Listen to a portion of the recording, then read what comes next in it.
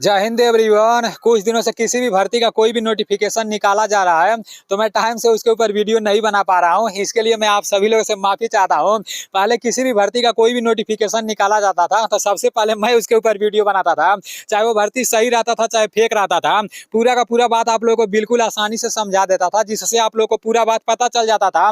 लेकिन काफी दिनों से मैं डैमेज हो चुका हूँ। कोई भी भर्ती निकाली जाती है तो मेरा वीडियो थोड़ा लेट आता है। इसके पीछे का एक रीजन है, अभी मैं थोड़ा सा डैमेज हो चुका हूँ। अगले महीना में मेरा इंडियन आर्मी का फिजिकल होने वाला है, इंडियन आर्मी का दौड़ होने वाला है। तो अभी दौड़ बनाने में लगा हूँ। सुबह में भी रनिंग करने जाते हैं और शाम को भी रनिंग करने जाते हैं। और जैसे ही रनिंग करके आते हैं ना, पैर में थोड़ा थोड़ा दिक्कत होता है तो उसको मालिश वालिश करके और 4-5 घंटा खूब सोते हैं, चाहे सुबह रहता है चाहे शाम रहता है। तभी पूरा का पूरा अच्छे तरीके से नींद लेते हैं, सोते हैं और रनिंग करते हैं। इसलिए कोई भी नोटिफिकेशन निकलता है ना तो उसके ऊपर मैं वीडियो नहीं बना पाता हूँ। तो मैं मानता हूँ काफी सारे लोग यूट्यूब पर वीडियो बनाकर जैसे भर्ती के बारे में बताते हैं, लेकिन हमारे जितने सब्सक्राइबर है ना 10 पास वाली भर्ती के बारे में ज्यादा इंतजार करते हैं। और जिस भर्ती में हाइट कम लगता है तो उसके बारे में वो लोग ज्यादा खोजते रहते हैं। और दूसरे के बाद उन लोगों को समझ में भी नहीं आता है। मैं जो बताता हूँ आसानी से समझा देता हूँ। अभी आरपीएफ भर्ती को लेकर काफी सारे लोग वीडियो बना चुके हैं और आरपीएफ भर्ती को लेकर एक नोटिफिकेशन भी निकाला गया है। देखो आरपीएफ की जो भर्ती होती है ना, ये भर्ती सिंपल 10 से पास से होती है। और इसमें हाइट का तो मत पूछो मेरे भाई, हाइट कम ही लगता है। लड़कों का हाइट 165 सेंटीमीटर लगता है और लड़कियों का हाइट 152 सेंटीमीटर लगता है। और जो लोग एससी एसटी कैटेगरी से आते हैं ना तो उन लोग का हाइट का मत पूछो, उन लोग का हाइट और कम लगता है। अभी जो नोटिफिकेशन आरपीएफ का निकाला गया है ना, पूरा का पूरा नोटिफिकेशन मैं आप लोग को दिखा दे रहा हूँ। और ये नोटिफिकेशन मैं अपने टेलीग्राम चैनल में भी भेज दूंगा। मेरा टेलीग्राम चैनल नीलेश ब्लॉग के नाम से है। आप लोग मेरे टेलीग्राम चैनल में जुड़ जाना, ठीक है ना। उसमें 25,000 से अधिक लोग जुड़े हुए हैं। और आप लोग मेरे व्हाट्सअप चैनल में भी जुड़ जाना। मेरा व्हाट्सअप चैनल एनडीसी के नाम से है। अपने व्हाट्सअप चैनल का लिंक और टेलीग्राम चैनल का लिंक डिस्क्रिप्शन में दे दूंगा, ठीक है। सबसे पहले 2018 में आरपीएफ की भर्ती निकाली गई थी। तो जो लोग 2018 में आरपीएफ का भर्ती देखने गए थे ना, अभी प्रेजेंट टाइम में वो लोग ओवर एज हो गए होंगे। जो लोग नए नए होंगे वही लोग आरपीएफ में ऑनलाइन कराने जाएंगे और आरपीएफ में भर्ती देखने जाएंगे। तो काफी सारे लोगों को यही नहीं पता होगा कि आरपीएफ में सबसे पहले क्या होता है, पेपर होता है या दौड़ होता है। और पेपर होता है तो उसमें क्या क्या पूछा जाता है।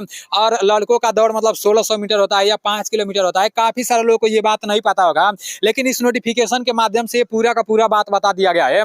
तो चलते हैं नोटिफिकेशन में जो कुछ भी लिखा गया है पूरा का पूरा बात देख लेते हैं। और मैं आप लोग को ये भी बता दूंगा कि ये नोटिफिकेशन ऑफिशियल है या ऑफिशियल नहीं है। अब की नई भर्ती का जो नया नोटिफिकेशन देखने को मिल रहा है, यही वो पूरा का पूरा नोटिफिकेशन है। इस पूरे नोटिफिकेशन को आप लोग ध्यान से देखना।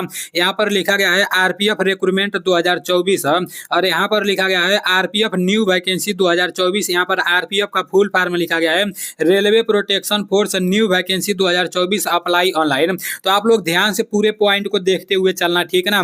नीचे यहाँ पर लिखा गया है ऑर्गेनाइजेशन रेलवे प्रोटेक्शन फोर्स और यहाँ पर जॉब के बारे में बताया जा रहा है कि ऑल इंडिया के लिए 12,476 वैकेंसी निकलने वाली है।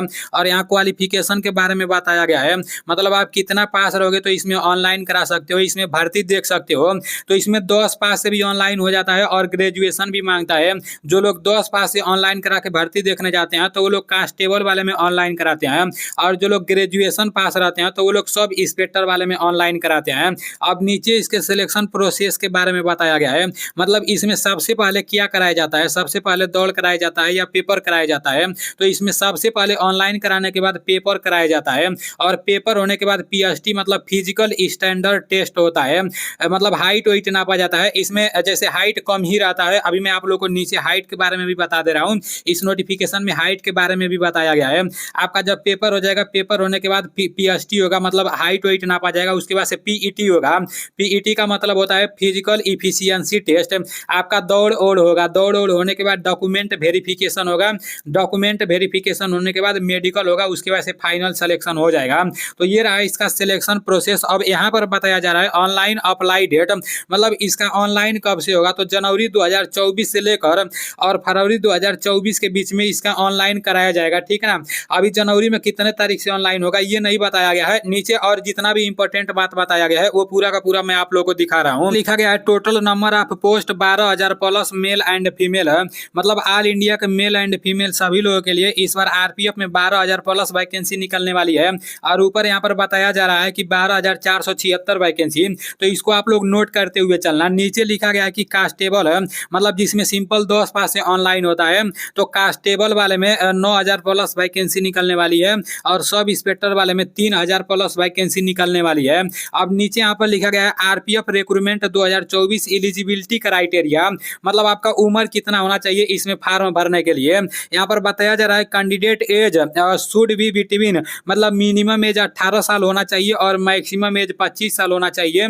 और यहाँ पर बताया जा रहा है कि 20 से 25 ईयर्स फॉर सब इंस्पेक्टर, मतलब सब इंस्पेक्टर में फॉर्म भरने के लिए मिनिमम एज 20 साल होना चाहिए और मैक्सिमम एज 25 साल होना चाहिए। और कांस्टेबल वाले में मिनिमम एज 18 साल होना चाहिए और मैक्सिमम एज 25 साल होना चाहिए। और एज में कैटेगरी के हिसाब से छूट भी मिल जाएगा, जैसे SC ST कैटेगरी वालों को एज में 5 साल का छूट मिल जाएगा और OBC कैटेगरी वालों को एज में 3 साल का छूट मिल जाएगा। कांस्टेबल PST एंड PET के बारे में बताया गया है, मतलब कांस्टेबल में जो PST होगा फिजिकल स्टैंडर्ड टेस्ट होगा, हाइट वेट नापा जाएगा, उसके बारे में बताया गया है। और जो PET होगा मतलब फिजिकल इफिशियंसी टेस्ट, जो दौड़ ओड़ कराया जाएगा, उसके बारे में बताया गया है। देखो जो लोग UR और OBC कैटेगरी से आते रहते हैं तो उन लोगों में लड़कों का हाइट 165 सेंटीमीटर लगता है और लड़कियों का हाइट 157 सेंटीमीटर लगता है, तो हाइट आरपीएफ में कम लगता है। और यहाँ पर जैसे लड़कों के चेस्ट के बारे में बताया गया है, नॉर्मल चेस्ट 80 सेंटीमीटर होना चाहिए और फुलाकर 85 सेंटीमीटर होना चाहिए।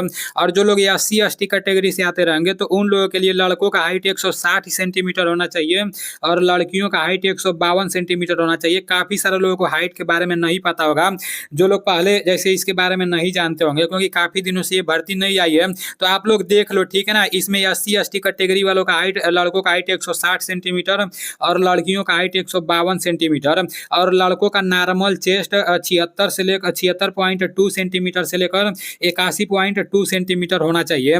और यहाँ पर जैसे जो लोग पहाड़ी क्षेत्र से रहते हैं, गोरखा वोरखा रहते हैं, डोगरा वगैरह रहते हैं, तो उन लोगों के लिए लड़कों का हाइट 163 सेंटीमीटर होना चाहिए और लड़कियों का हाइट 155 सेंटीमीटर होना चाहिए। इन लोगों को हाइट में काफ़ी ज़्यादा छूट मिलता है। और इन लोगों का नॉर्मल चेस्ट 80 सेंटीमीटर होना चाहिए, फुलाकर 85 सेंटीमीटर होना चाहिए। अब आरपीएफ में दौड़ कितना होता है, देखो लड़कों का दौड़ जैसे 1600 मीटर का कराया जाएगा, ठीक है ना। लड़कों का दौड़ कितना कराया जाएगा, 1600 मीटर कराया जाएगा, जिसमें 5 मिनट 45 सेकंड का टाइम मिलेगा 1600 मीटर के दौड़ में। और लड़कियों के दौड़ के बारे में बताया गया है, यहाँ पर कांस्टेबल फीमेल के बारे में बताया गया है। तो लड़कियों का दौड़ 800 मीटर का कराया जाएगा, जिसमें 3 मिनट 40 सेकंड का टाइम मिलेगा। और लड़कों को दौड़ कराने के बाद लॉन्ग जंप कराया जाएगा 14 फुट, ठीक है ना। उसके बाद से हाई जंप लड़कों को 4 फुट कुदाया जाएगा और लड़कियों को 9 फुट लॉन्ग जंप, उसके बाद से 3 फुट हाई जंप होगा, ठीक है ना। अब यहाँ पर नीचे जैसे बताया जा रहा है कि सब इंस्पेक्टर वाले में PST और PET के बारे में बताया जा रहा है। तो सब इंस्पेक्टर वाले में भी वही है जो ग्रेजुएशन से ऑनलाइन होगा। इसमें भी UR और OBC कैटेगरी के लिए मेल के लिए 165 सेंटीमीटर हाइट मांगा जाता है और लड़कियों का जैसे फीमेल के लिए 157 सेंटीमीटर हाइट मांगा जाता है। और नॉर्मल चेस्ट 80 सेंटीमीटर और फुलाकर 85 सेंटीमीटर, ये सिर्फ लड़कों के लिए, ठीक है ना। उसके बाद से SC ST कैटेगरी के लिए आपका नॉर्मल जैसे लड़कों का हाइट 160 सेंटीमीटर और लड़कियों का हाइट 152 सेंटीमीटर। और इसमें SC ST कैटेगरी के लिए नॉर्मल चेस्ट 76.2 सेंटीमीटर और फुलाकर 81.2 सेंटीमीटर होना चाहिए। और जो लोग पहाड़ी क्षेत्र से रहते हैं तो उन लोग को हाइट और चेस्ट में छूट मिल जाता है, ठीक है ना। पेपर में क्या क्या पूछे जाएंगे, तो जनरल अवेयरनेस से 50 क्वेश्चन 50 नंबर के पूछे जाएंगे, ठीक है ना। अर्थमेटिक्स से 35 क्वेश्चन 35 नंबर के पूछे जाएंगे और जनरल इंटेलिजेंस एंड रीजनिंग से 35 क्वेश्चन 35 नंबर के पूछे जाएंगे। अब यहाँ पर लिखा गया है कि 90 मिनट का पेपर में आप लोगों को टाइम मिलेगा और there will be a negative marking, 1/3 का निगेटिव मार्किंग रहता है पेपर में, ठीक है ना। एप्लीकेशन फीस के बारे में बताया गया है, SC ST PWD कैटेगरी के लिए 1 भी रुपया एप्लीकेशन फीस नहीं लगेगा और फॉर ऑल अदर कैटेगरी के लिए 100 रुपया एप्लीकेशन फीस लगेगा। तो यहाँ पर भी आप लोग एक बात नोटिस करना, ठीक है ना। ऑफिशियल वेबसाइट के बारे में बताया गया है, application must log on to the official website. अभी इसका ऑफिशियल वेबसाइट जैसे आरपीएफ का खुद का एक ऑफिशियल वेबसाइट होता है, लेकिन आरपीएफ का जो रेलवे प्रोटेक्शन फोर्स का ऑफिशियल वेबसाइट होता है ना, उस वेबसाइट का नाम इस नोटिफिकेशन में कहीं पर भी नहीं दिया है। आप लोग जाकर इस नोटिफिकेशन में कहीं पर भी देख लो। बाकी इसमें जो हाइट वेट के बारे में जो कुछ भी लिखा गया है पूरा का पूरा बात सही है। और यहाँ पर जो बताया जा रहा है कि जनवरी में इसका ऑनलाइन होगा, तो अब देखते हैं जनवरी में इसका ऑनलाइन होता है या नहीं होता है। वैसे ऑनलाइन होना चाहिए, ठीक है ना, क्योंकि काफी दिनों से आरपीएफ की भर्ती नहीं निकाली गई है। इस नोटिफिकेशन को गौर से देखना। यहाँ पर लिखा गया आरपीएफ रिक्रूटमेंट 2024 है, फिर से लिखा गया कि आरपीएफ न्यू वैकेंसी 2024। अगर कोई भी नोटिफिकेशन निकाला जाता है तो इस तरह से उस नोटिफिकेशन में नहीं लिखा जाता है। मतलब पहले उस भर्ती के बारे में बताया बताया जाता है, फिर मतलब दूसरा बात यहाँ पर लिखा जाता है कि ये भर्ती किसके अंतर्गत आती है, लेकिन इस नोटिफिकेशन में ऐसा कुछ नहीं लिखा गया है। आप लोग खुद देख लो, ठीक है ना। और ऑफिशियल वेबसाइट के जगह यहाँ पर आप लोग देख सकते हो, ऑफिशियल वेबसाइट के जगह यहाँ पर स्टडी फॉर ड्रीम्स .in लिखा गया है। मतलब आरपीएफ के ऑफिशियल वेबसाइट का नाम कहीं पर भी इस नोटिफिकेशन में नहीं लिखा गया है। इस नोटिफिकेशन के माध्यम से आरपीएफ के बारे में जो कुछ भी बताया गया है वो पूरा का पूरा बात आप लोगों को बता दिया हूँ। ये पूरा नोटिफिकेशन आप लोगों को मेरे टेलीग्राम चैनल में मिल जाएगा। आरपीएफ का पूरा सिलेक्शन प्रोसेस इसी तरह से होता है, लेकिन आरपीएफ के ऑनलाइन के डेट के बारे में जनवरी से फरवरी महीने के बीच में बताया गया है। आप देखते हैं जनवरी में इसका ऑनलाइन होता है या नहीं होता है।